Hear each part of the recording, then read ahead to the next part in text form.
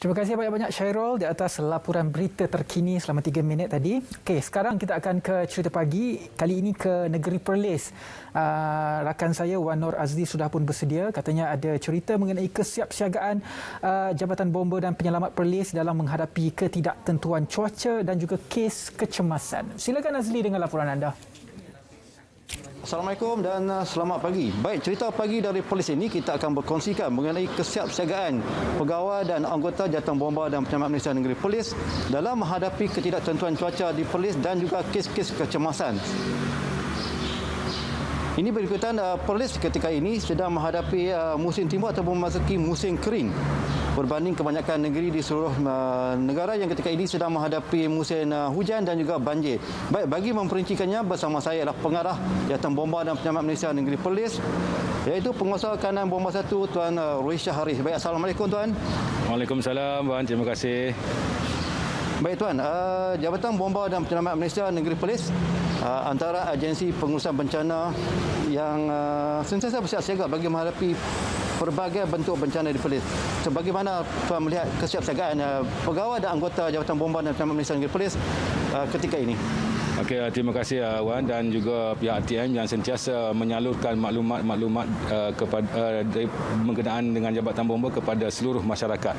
Okey, berkaitan dengan kesiapsiagaan Jabatan Bomba dan Penyelamat Negeri Perlis, kami telah menyiapkan seramai 215 pegawai dan anggota seluruh negeri Perlis, dan itu dari segi strength ataupun kekuatan anggota, yang mana untuk logistik pula kita telah mempersiapkan sebanyak ada 9 buah jentera bomba, dan juga untuk menghadapi musim timur ni kita khususkan untuk set up kenderaan 4x4 ataupun kenderaan utility, yang mana kenderaan ni bagi kita di Perlis ni agak mudahlah untuk masuk ke kawasan-kawasan yang jalan sempit dan juga jalan-jalan minita yang banyak di negeri Perlis.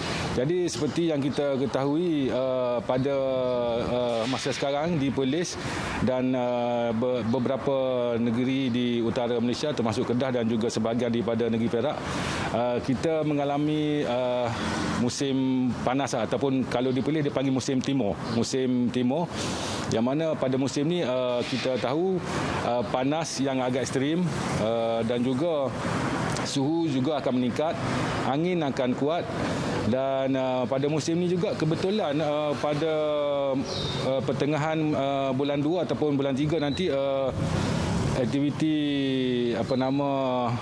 menuai padi akan dijalankan oleh petani-petani ataupun pesawah-pesawah di negeri Perlis.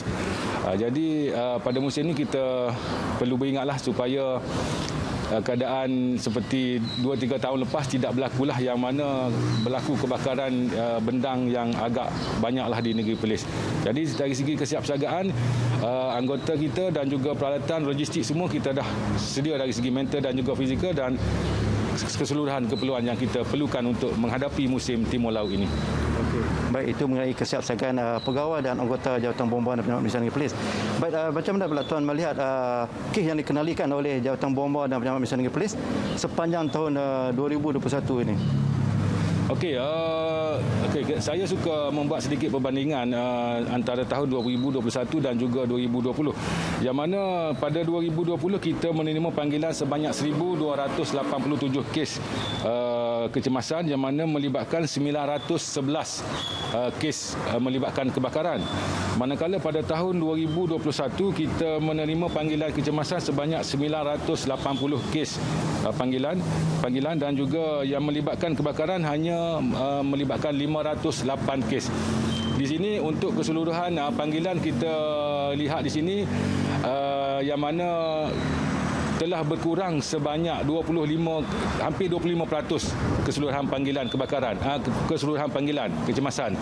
Yang mana untuk kebakaran pula kita berkurang lebih daripada 35%. Jadi saya berterima kasih juga kepada pihak RTM dan juga pihak media yang mana sentiasa menyalurkan maklumat dan kita menasihati penduduk agar tidak melakukan pembakaran terbuka ataupun sesuka hati yang mana akan melibatkan meningkatnya statistik kebakaran di Negeri Perlis. Jadi atas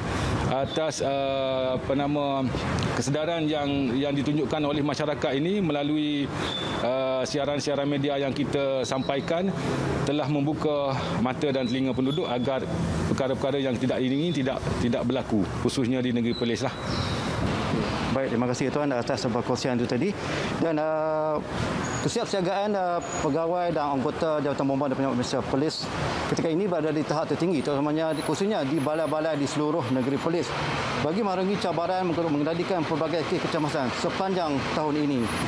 Itu saja yang dapat saya kongsikan mengenai cerita pagi dari Perlis hari ini. Terus mengikuti siaran Selamat Pagi Malaysia kembali bersama rakan penyampai di Angkasa Puri.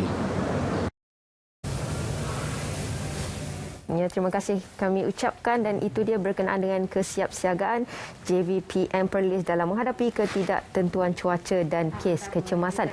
Dan seterusnya kita akan berkongsi